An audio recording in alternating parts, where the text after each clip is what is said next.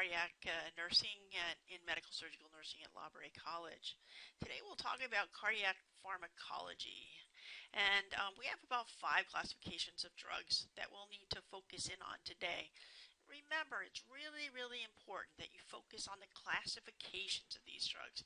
There is no way you can possibly learn all of these medications that we'll need to talk about today. And don't forget that tomorrow there might be a brand new beta blocker, for instance, that will come out on the market. And you may know atenolol and you may know the other beta blockers, but what makes this drug that we're using today different than other drugs of the same classification?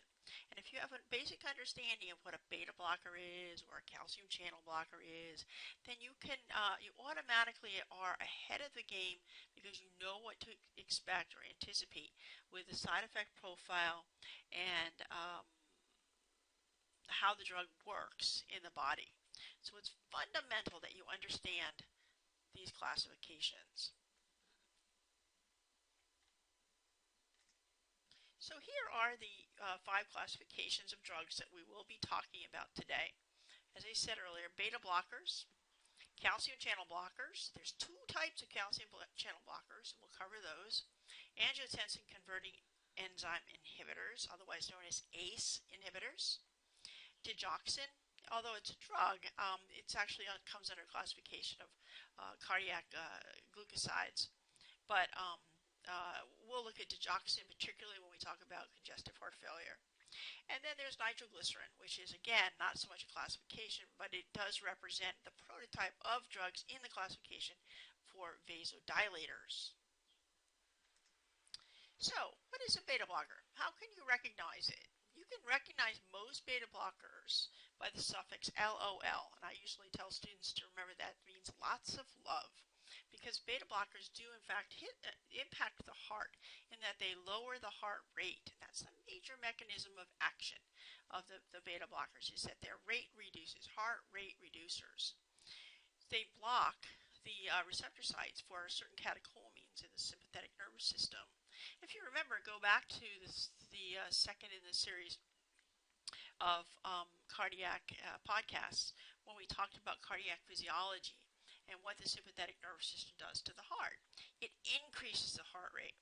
So these drugs block the effects of, say, for instance, norepinephrine or epinephrine on the receptors in the heart, and therefore they reduce heart rate. In so doing, they also block the smooth muscle that lines the arteries and the veins and allow for vasodilation, which allows for a decrease in peripheral vascular resistance and lowers the blood pressure. Other things they do, we need to think about, there's just not one type of beta receptor, right? There's beta 1s, which live primarily in the heart and in the blood vessels. Number 2, there's beta 2 receptors are also located in the lungs. So whenever you give somebody a beta blocker that is not selective, i.e. can cross over and block beta 2 receptors, then you're getting that entire panel of beta blockade that we looked at when you saw the bear. Every one of those compensatory mechanisms that occur in the body as a result of stress will be blocked. So beta blockade in the lungs will lead to increased airway resistance to the bronchioles or bronchoconstriction. Bad for your patients with asthma. They also suppress reflex tachycardia. That's what, when your blood pressure drops when you stand up when you've been ill, and then all of a sudden your heart rate will increase. That is blunted in patients with beta blockers. So if someone became severely dehydrated, they would not have that compensatory increase in their heart rate as a result of a beta blocker. And beta blockers also block renin production and aldosterone, which is, of course, your salt and water reabsorption. So here's some of the uses for beta blockers. Hypertension. Obviously, you can lower peripheral vascular resistance by causing vasodilation with these drugs. They sometimes are used as anti-anginals when patients have angina, because the decrease in heart rate decreases the myocardial workload and oxygen consumption. Patients with angina Angina is a sign of low oxygen to the myocardial muscle. So this improves the oxygen availability to the heart muscle. Myocardial infarction, anybody who has had an infarction, a heart attack, decreasing the heart rate and improving oxygen consumption would be very beneficial for these patients. Migraine is an unusual side effect that we discovered in patients on beta blockers. Also have restraint of their migraines. Usually you'll see a drug like Inderal used for something like this, not one of your more selective beta blockers. Stage fright. If you have to get up and sing once a year for your choir, and it totally makes you have a nervous breakdown, sometimes physicians or clinicians will prescribe a beta blocker prior to that event. And also, beta blockers decrease the pressure of the aqueous humor production in the eye, so it's good for patients with glaucoma. A drug such as this is known as Timoptic or Timolol, Timolol. There's your suffix again, LOL.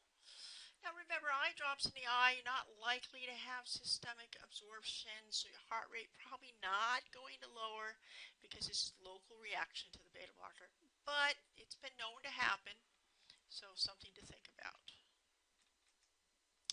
So here's some examples of some beta blockers. Non-selective is Inderal. That means that it can cross over the blood-brain barrier and cause some CNS depression. It blocks beta 1s and beta 2s, so you have to think of that entire panel. Not good for someone with asthma, for instance. And there's one that's more selective, cardioselective or beta 1 receptor sensitive is metoprolol or Lopressor. So here's the nursing implications for a patient on beta blockers. Always check the heart rate prior to the dose. If it's less than 60, customarily we hold the dose, check with the MD or the clinician. Always check blood pressure.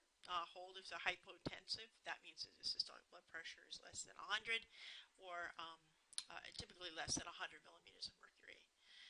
Check the PR interval. Sometimes these PR intervals can be extended in these patients on beta blockers. We'll talk more about that when we actually talk about digoxin.